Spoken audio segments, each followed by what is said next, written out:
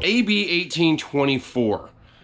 Everybody's talking about it. I did a video about it highlighting the details of it, but no one has really gone into the details of the fines that can be attached to it.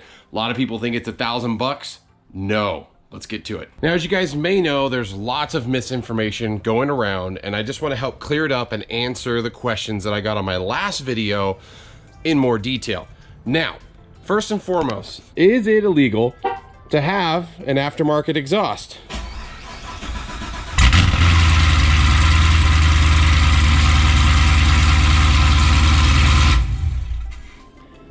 One that is that loud?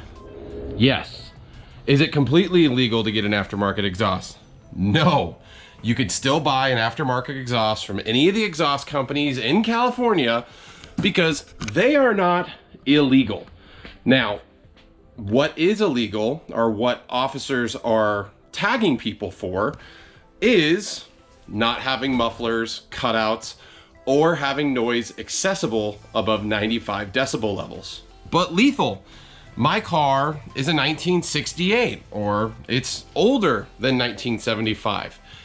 Am I still subject to get this exhaust ticket or this updated law exhaust ticket?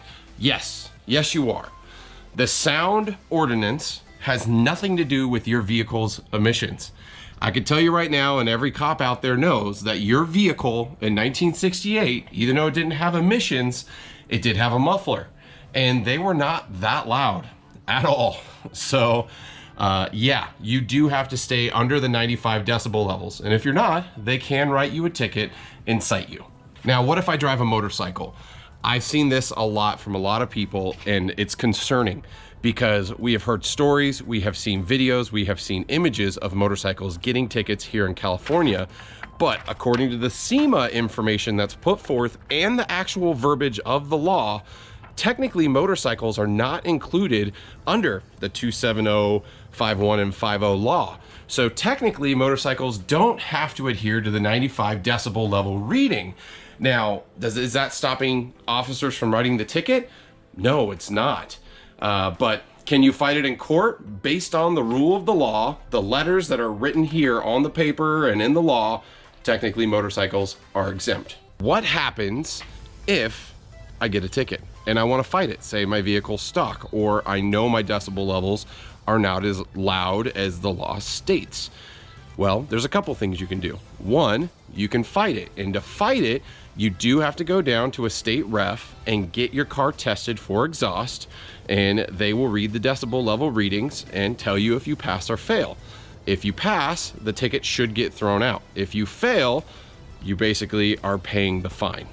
The fines. How much is it gonna cost me?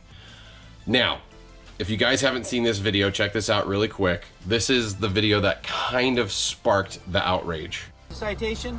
You also need to take to a state referee and have them verify all the components on this motor and this exhaust system, okay? Okay. There'll be some information on this citation. You'll also receive something in the mail. Okay. All right? It's no longer correctable in California. Okay. Any modification to exhaust, you shall go before a judge, and it's a $1,000 fine. Okay, I wasn't aware of it. That changed last month. Now, in this video, this is a LAPD officer, not a CHP officer like was reported. We have no idea the type of car that was pulled over here or the reasons for it being pulled over. That being stated, he clearly states there's a $1,000 fine to be paid for the ticket that he is getting. The one thing we don't know is the individual codes or all of the codes that the officer applied to that car. Was it just the exhaust law? Was it more than that? We don't know. But what we do know is that officer stated it's $1,000, and that is not true. Just how much are the fees though? Because if it's not $1,000, what is it? And that was the biggest thing that people didn't go through. And even I, in my previous video, didn't necessarily talk about the fines because I went by that officer in LA and it was mostly false. And let me tell you by mostly. If you guys didn't know, in the state of California, you can get a ticket. This specific ticket, as defined by the fee schedule for a first offender, is $25, and that is for the noise citation. So you can get a lot of other different types of tickets. It all comes down to what code that officer puts down on your ticket that decides the payment. Now, keep in mind, if he writes you down for a decibel ticket and to go visit a state referee, that's 2 different codes, that's 2 different citations, and they both have fees attached to them.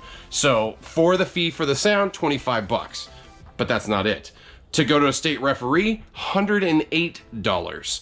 Now, why you say that's not it, Lethal? Well, I printed this up, dmv.org. This is also on the state site and a couple other places, but the state of California, in all of their glory, have decided to add charges. For every $10 of a ticket, you have to pay basically 415% more to cover a whole bunch of additional fees they tack on. Well, what are those fees? Well, you have a state surcharge of 20%. So example, $40 fine would get an additional $8. You also have a state penalty assessment fee, a court penalty assessment fee, court facility construction penalty assessment, DNA identification fund penalty assessment, and emergency medical services EMS penalty assessment. Now, those are all state fees that get attached to your ticket. Now, depending on what county you live in, your individual city and your individual county can also attach their own fees to that. Now, I wasn't able to dig up every single county fee because not only do not all the counties have it, some do, but on top of that, they're all different. It's not like, oh, okay, across the board, it's this percent no matter what. At least in the state of California, they're pretty straightforward. And I printed out this document. This one's actually a little bit older, and I think it's a little bit higher now. But you could see for every $10 of your fine, you pay a state penalty assessment fee. So if your fine's 35 bucks, you're adding additional $40 for the state penalty assessment fee. Like 30 is, well, let me back up. So for a fine of 35 bucks, state penalty fee is 40, court penalty fee is 36, state court construction 20, state surcharge 8, DNA identification 16, and look at, then there's other flat fees as well. But it just goes on and on. So again, is the ticket $1,000? Not the noise violation specifically. That one does rise though. If you get a ticket and then you get another ticket and then you get another ticket, it goes from 25 to 75 to 100 plus, and I think it caps out at 200 bucks. But at 200 bucks, that becomes an $876 ticket or something like that with all those additional fees, getting very close to that $1,000. Now, if they attach any of the other codes, such as go to the state ref or any of the other modification codes to your vehicle, say they find a cold air intake or you're missing a muffler altogether, that's not just a noise ticket anymore. That is a, what is it, the 27050 and a 27051 and probably a state ref. So you could see that compounds, it goes up very quickly and you can instantly get to that $1,000 mark. Now, going back to that vehicle that was pulled over and that LA officer, maybe they did get a whole bunch of codes and the officer knew roughly how much that was, and it was upwards of $1,000. That could have been factual. So it's hard to really go by it all, but at the end of the day, the team over at SEMA, who is literally fighting for vehicle rights against the state and for us, they put out a bulletin highlighting a lot of details, fact and fiction, and I think they did a really good job. I'm gonna put a link down below in the description. I answered quite a few of the questions that most people are asking.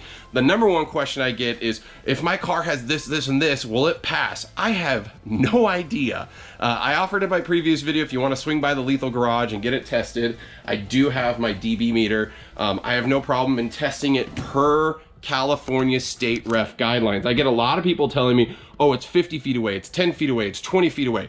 False, false, false. I called the California state ref, my local place, it's up in San Jacinto, and they highlighted 19.5 inches away at a 45-degree angle on the outside of the vehicle, same level as the exhaust, but obviously not in the path of the exhaust fumes. And they will do an idle test, so start the vehicle up, let it idle down. They're not going to write you a ticket based on your motor's peak sound when you start it up. It has to be idle.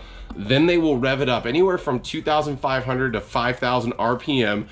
And I say that, my last video I said 2,500 RPM. And my mistake is I missed a line when I was reading it, but it's based on your vehicle's horsepower. So depending on your actual vehicle's horsepower, they do a calculation of percentage of that and determine the RPM range. So it's anywhere from 2,500 to 5,000. Most of our cars, and they go by the stock. Obviously they're not going to dyno your car to find out how much horsepower you have, but they're going to go by what the car should have had from factory off the line. So our cars would be 455 horsepower, and my calculation was 3,200 RPM is what they should rev it to. Again, all different.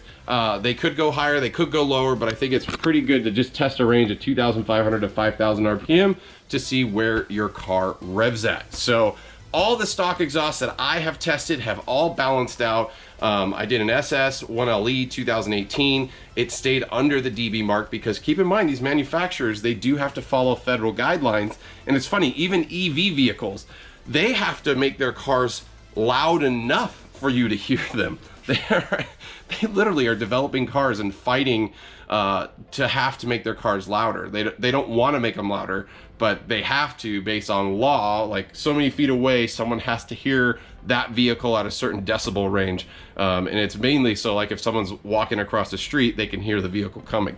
So yeah, interesting. So at the end of the day, this petition really is kind of a money grab in a sense. The law before the changes of January 1st was really around being able to get it fixed. You can get the ticket, go get it fixed, etc., etc.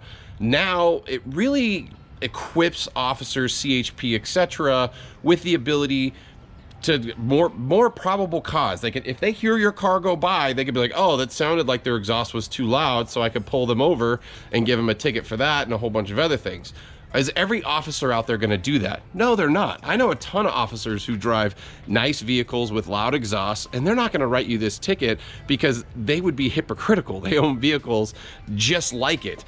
But will they? Yeah, they will. You can get targeted. You can get a ticket. You can fight it.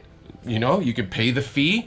The one highlight that I do want to say that I didn't really touch on the last time is the state ref, depending on how they're feeling that day, if you come in for a line item ticket, so if you come in only for 275, or what was it, 27051, they will only test the 27051.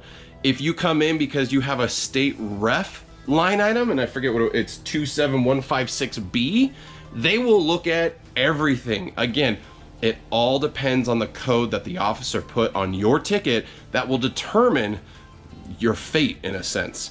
So make sure to look at that, understand all of that, and you will get a good idea of what your fees and all that kind of stuff will be.